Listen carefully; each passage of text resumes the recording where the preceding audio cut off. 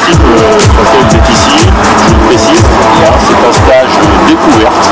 Vous êtes là pour vous faire plaisir, au volant de belles voitures. Donc en l'occurrence, vous allez conduire Ferrari F430. J'ai pas fait exprès, hein, elle est passée juste au moment où je parlais d'elle. Et Lamborghini Gallardo, donc c'est une voiture qui fait 490 chevaux avec un V8 pour la Ferrari, 520 chevaux avec un V10 pour la Lamborghini. Même si elle a 30 chevaux de plus, ça marche à peu près pareil. Simplement, vous verrez que les deux voitures sont totalement différentes à conduire. Donc c'est très sympathique d'avoir la chance, en tout cas, de conduire les deux aujourd'hui et l'une après l'autre.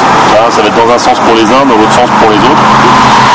Alors ces voitures, je précise, sont strictement de série. Ce ne sont pas les voitures de course. De série, il n'y a pas d'arceau de sécurité.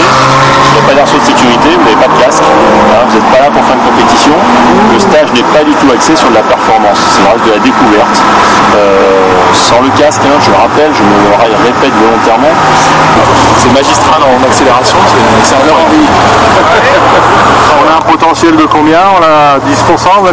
Ouais, j'ai encore, je sais pas, peut-être même pas 10%. Il y a le circuit à apprendre qui est pas évident, on n'est pas des pros, donc c'est pas facile. Ouais.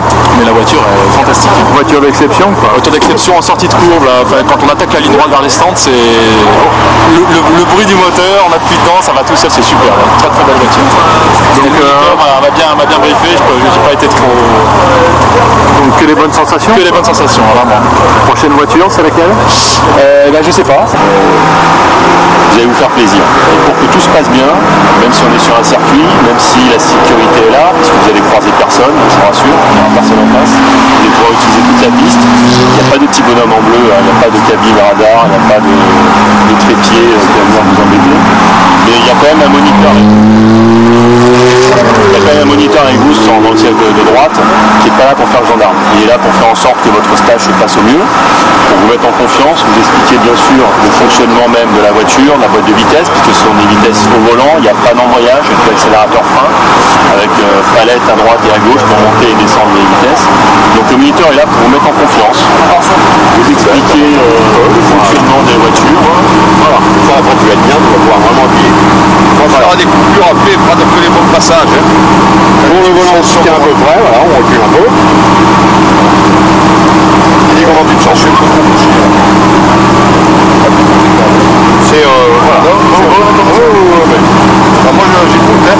Faut pas avoir peur d'être prêt. Non mais il n'y a pas de, comment dirais-je, il n'y a pas une position universelle. Il y a en fait un certain nombre de possibilités suivant le travail qu'on a à faire et la fatigue qu'on va avoir au volant.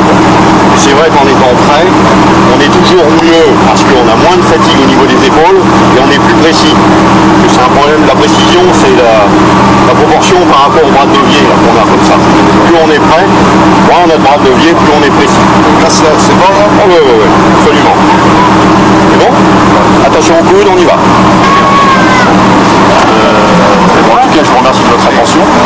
On va continuer le briefing dans le Q7. On va vous emmener faire la reconnaissance de la piste dans l'Audi Q7, qui va être piloté par Sébastien, mon responsable des moniteurs. Il va vous expliquer un peu le déroulement sur la piste, les endroits techniques, faire attention, etc. Et sitôt que vous avez fini le Q7, on va démarrer les stages tranquillement. D'accord? Voilà, merci de votre attention et je vous souhaite un bon après-midi avec vous.